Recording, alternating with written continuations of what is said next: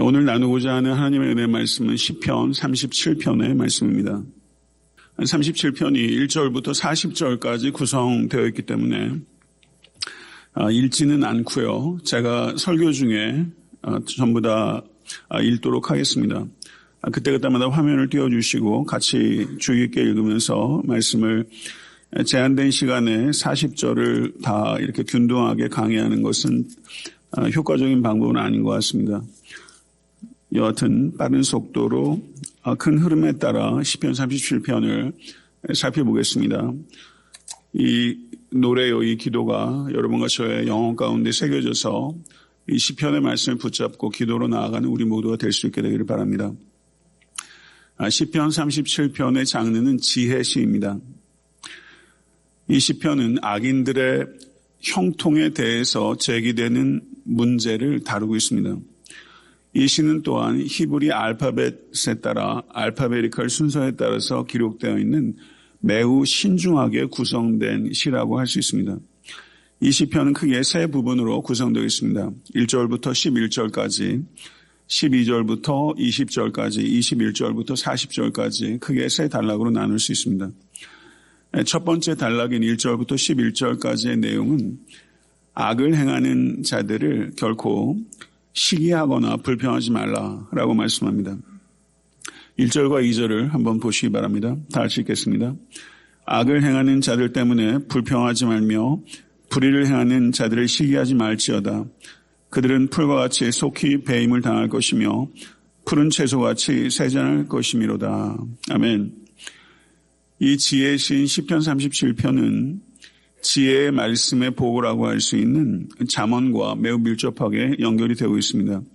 잠언 11장 18절은 악인의 삭은 허무하되 공의를 뿌린 자의 상은 확실하니라. 잠언 24장 19절은 너는 행악자들로 말미암아 분을 품지 말며 악인의 형통함을 부러워하지 말라라고 말씀합니다. 이 모든 말씀은 우리에게 악인의 형통은 매우 짧다는 것을 가르치고 있는 것입니다. 그러므로 악인의 형통함에 대해서 불평할 것도 시기할 것도 아니라고 분명하게 선언하고 있는 것입니다. 그 3절에서 4절은 하나님에 대한 부단한 신뢰와 선한 행동을 촉구하고 있습니다. 3절에서 6절의 말씀 다시 읽겠습니다. 여호와를 의뢰하고 선을 행하라. 땅에 머무는 동안 그의 성실을 먹을거리로 삼을지어다. 또 여호와를 기뻐하라. 그가 내 마음의 소원을 내게 이루어 주시리라. 내 길을 여호와께 맡기라. 그를 의지하면 그가 이루시고 내 의를 빛같이 나타내시며 내 공의를 정오의 빛같이 하시리로다. 아멘. 믿는 자들은 악인의 형통을 불평하고 시기하기보다 적극적으로 하나님을 의뢰하고 선을 행해야 한다고 시편 기자는 우리에게 말씀하고 있습니다. 또한 낙심하지 말고 하나님을 기뻐해야 합니다. 잠언 16장 3절은 너의 행사를 여호와께 맡기라. 그리하면 내가 경영하는 것이 이루어지리로다. 믿으십니까? 하나님께서는 자기를 신뢰하는 자를 인도하시고 반드시 보상하심을 믿습니다. 이 믿음이 성도님들의 삶 가운데 경험될 수 있게 되길 간절히 축원합니다. 7절에서 9절의 말씀은 악인이 명백하게 형통하는 것을 볼 때 인내하라라고 말씀하고 있습니다. 7절에서 9절의 말씀 다 같이 합독하겠습니다. 여호와 앞에 잠잠하고 참고 기다리라. 자기 길이 형통하며 악한 죄를 이루는 자 때문에 불평하지 말지어다. 분을 그치고 노를 버리며 불평하지 말라. 오히려 악을 만들 뿐이라. 진실로 악을 행하는 자들은 끊어질 것이나 여호와를 소망하는 자들은 땅을 차지하리로다. 아멘. 할렐루야. 믿으십니까? 시편 기자는 다시 한번 강조하면서 악인들은 결국은 파멸당하게 될 것이다. 더 나아가 여호와를 소망하는 자들은 결국은 번성하게 될 것이다. 이렇게 선포하고 있습니다. 10절에서 11절은 악인의 운명과 의인의 최종적인 운명을 대조합니다. 10절에서 11절 말씀 읽겠습니다. 잠시 후에는 악인이 없어지리니 내가 그곳을 자세히 살필지라도 없으리로다. 그러나 온유한 자들은 땅을 차지하며 풍성한 화평으로 즐거워하리로다. 믿으십니까? 하나님께서는 악인을 땅에서 끊으실 것이며 의인이 땅을 차지하게 하실 것이다 라고 약속하셨습니다. 우리 주님께서도 잘 아시는 대로 온유한 자는 복이 있나니 그들이 땅을 기업으로 얻을 것이며 라고 말씀하셨습니다. 이 말씀을 붙잡으실 수 있게 되기를 바랍니다. 12절에서 20절의 말씀은 시편 37편의 두 번째 단락으로서 하나님께서 악인의 계략을 좌절시키시는 말씀입니다. 12절부터 15절의 말씀을 다 같이 합독하겠습니다. 악인이 의인 치기를 꾀하고 그를 향하여 그의 일을 가는도다. 그러나 주께서 그를 비웃으시리니 그의 날이 다가옴을 보심이로다. 악인이 칼을 빼고 활을 당겨 가난하고 궁핍한 자를 엎드려뜨리며 행위가 정직한 자를 죽이고자 하나 그들의 칼은 오히려 그들의 양심을 찌르고 그들의 활은 부러지리로다. 네, 여기까지입니다. 이 말씀은 의인들을 죽이고자 악인들이 애를 쓰지만 결국 악인들이 죽이는 것은 의인이 아니라 자기 자신을 죽이게 될 것이다. 이렇게 말씀하고 있는 것입니다.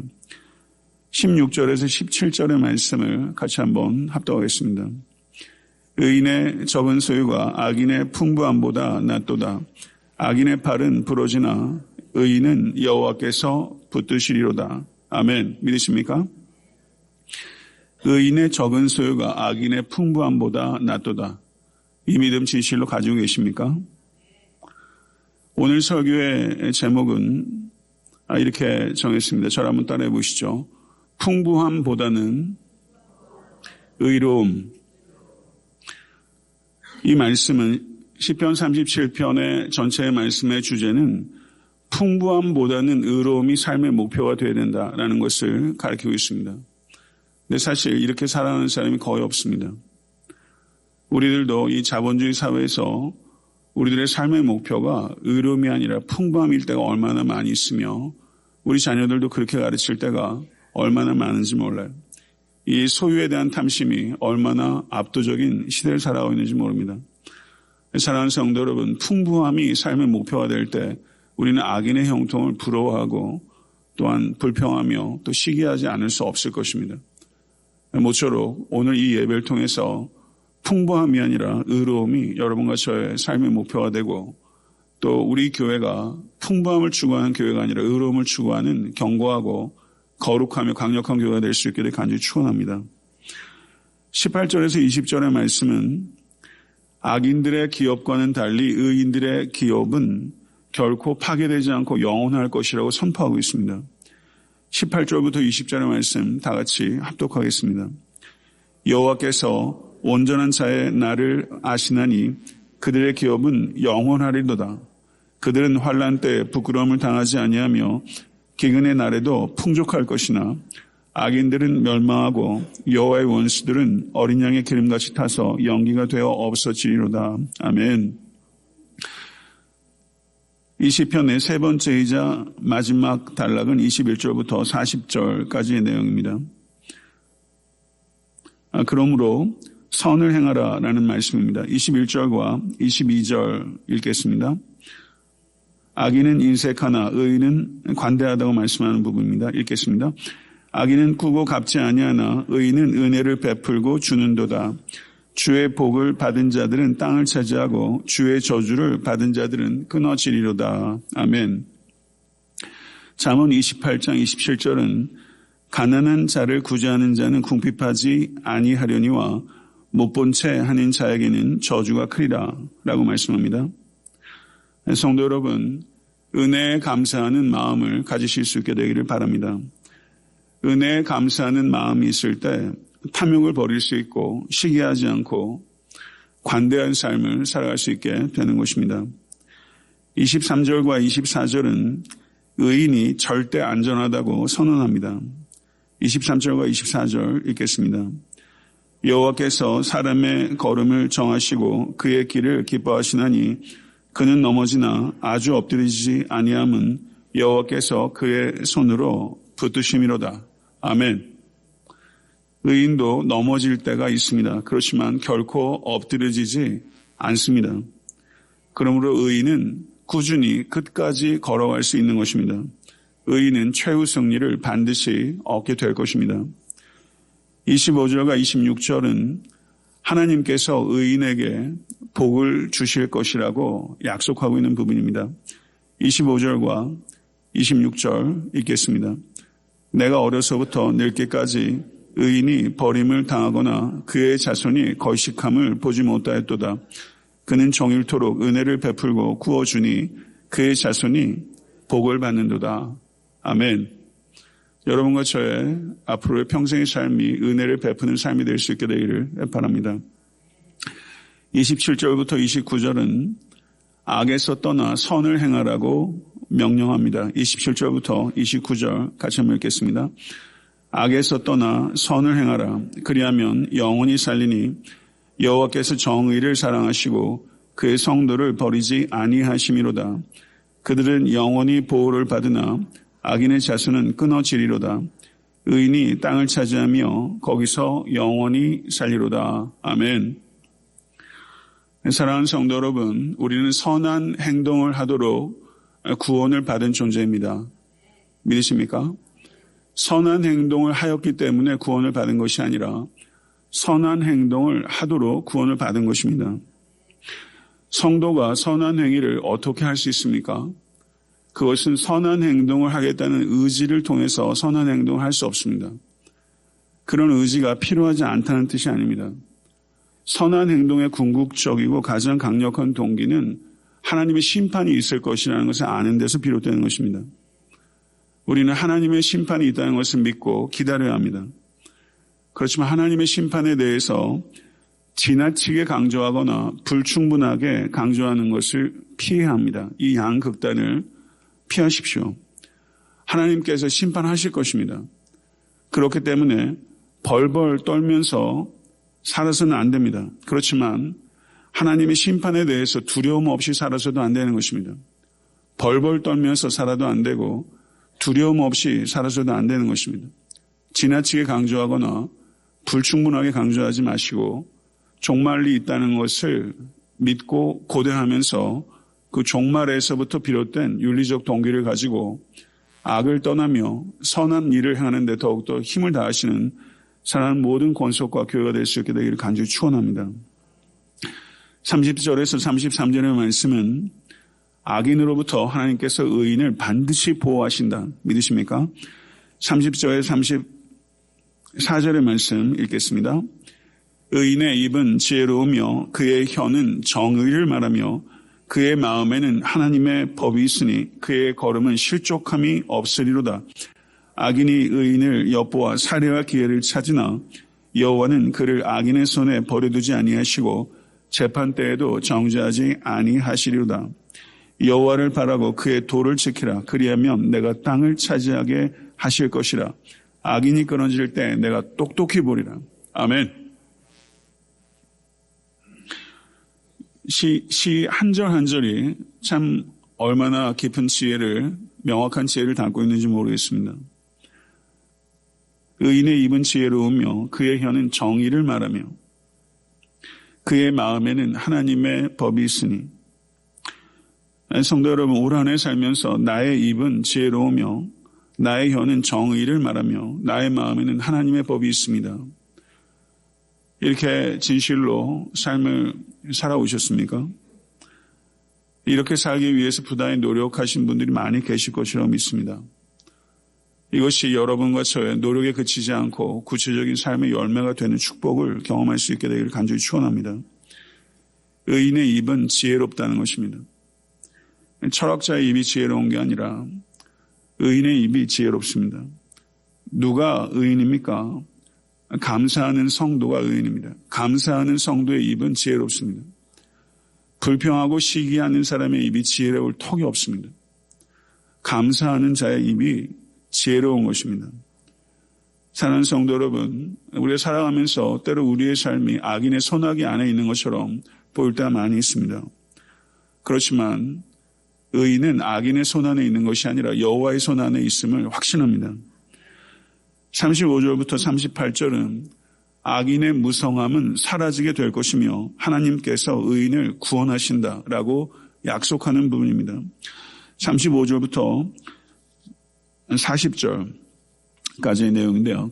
35절부터 40절까지 같이 한번 마음을 담아서 읽겠습니다. 내가 악인의 큰 세력을 본즉 그 본래 땅에 서 있는 나무 잎이 무성함과 같으나 내가 지나갈 때 그는 없어졌나니 내가 찾아도 발견되지 못하였도다. 온전한 사람을 살피고 정직한 자를 볼지어다. 모든 화평한 자의 미래는 평안이로다. 범죄자들은 함께 멸망하리니 악인의 미래는 끊어질 것이나 의인들의 구원은 여호와로부터 오나니 그는 환난 때 그들의 요새시로다. 여호와께서 그들을 도와 건지시되 악인들에게서 건져 구원하심은 그를 의지한 까닭이로다. 아멘. 말씀을 맺겠습니다. 8차선 고속도로와 비포장 오솔길을 한번 생각해 보시죠. 오솔길 운전하고 다닐 일이 거의 없지만 8차선 고속도로와 비포장 오솔길 어느 길이 더 좋은 길입니까? 그 길 자체만 가지고 얘기할 수 없습니다. 어느 길이 좋은 길인가라고 했을 때 길은 모름지기 목적지에 도달하는 길이 좋은 길인 것입니다. 아무리 포장되어 있고 8차선 넓은 고속도로라고 해도 그 길의 끝이 목적지에 도달하지 못하면 그것은 나쁜 길입니다. 그런데 사람들은 여러분과 저는 끝을 보지 않고 길만 볼 때가 참 많이 있습니다. 우리는 길만 보는 것이 아니라 끝을 보아야 합니다. 이 길이 끝이 목적지에 도달하는지를 봐야 하는 것입니다. 여러분과 제가 바라봐야 하는 목표는 형통함이 아닙니다. 하나님의 영광입니다. 하나님의 영광을 진실로 바라본다면 우리는 악인의 형통을 부러워하거나 시기하거나 불평하지 않을 것입니다. 여러분과 제가 모쪼록 이 악인의 형통이라는 것에 미혹되지 아니하고 하나님의 영광이라는 빛나는 광채에 완전히 사로잡힐 수 있게 간절히 축원합니다. 하나님의 영광을 바라볼 때 우리의 삶의 형편이 어떠하든지 모든 상황들 속에서 의에 지르고 목마른 자가 될 수 있을 것이며 목마름을 가지고 선을 행하는 일에 삶을 매진할 수 있게 될 것입니다. 저를 한번 따라해 보시죠. 신앙은 전기여야 한다. 제가 읽은 책 중에 이런 내용이 있었어요. 신학은 곧 전기다. 이런 내용이 있었는데 저는 그 부분을 좀 변형시켜서 여러분과 제가 여러분 신학자는 아니잖아요. 우린 신앙인이죠. 신학은 전기여야 된다. 이게 신학자의 고민이고 신학자의 헌신이에요. 신학이 전기, 곧 나의 삶으로 체현되지 않으면 그 신학은 아무 하등의 가치가 없는 것이죠. 여러분의 신앙, 제 신앙, 우리 신앙인입니다. 이 신앙은 전기여야 한다. 멋진 말 아닙니까? 여러분과 저의 신앙이 우리가 삶의 자서전을 쓴다는 생각을 가지고 이 신앙의 전기를 써나가야 되겠다 이런 생각을 하시죠. 전기를 써나갈 세월이 여러분과 저에게 얼마나 주어져 있을까요? 사랑하는 성도 여러분, 우리의 믿음은 우리의 삶의 이야기가 되어야 될 줄 믿습니다. 그게 성육신적 신앙이라고 할 수 있을 것입니다. 예배당 안에 갇힌 신앙생활이 아니라 우리의 삶 자체가 신앙 이야기가 될 때 그 믿음을 참된 믿음이라고 할 수 있을 것입니다. 모쪼록 풍부함이라는 잘못된 목표를 내려놓고 의로움이라는 참된 목표, 영원한 목표를 붙잡으실 수 있는 여러분과 제가 되어서 간절히 바랍니다. 우리가 공부하는 것도 일터에서 돈을 벌기 위해서 일할 때도 우리에게 목표는 풍부함이 아니라 의로움이 되어야 될 줄을 믿고 그것이 우리의 인간됨의 본질이라고 생각합니다. 참된 인간, 참된 성도가 될 때 교회는 이 세상을 변혁시킬 수 있는 유일한 대안적인 능력을 지키고 발전시켜 나갈 수 있게 될 줄로 믿습니다. 오늘 특별히 이 자리에 많은 청년들이 있는데 장래 여러 가지 불투명한 것 많이 있을 것입니다. 여러분 길을 보지 마시고 끝을 보실 수 간절히 바라고 정말 끝을 보고 창조주 하나님을 두려워하면서 살아가는 모든 청년들이 되셔서 애타한테 섬기는 교회의 부흥과 이 땅의 부흥을 위해서 크게 쓰임받는 우리 사랑하는 모든 청년 될 수 있게 되기를 주님의 이름으로 간절히 축원합니다.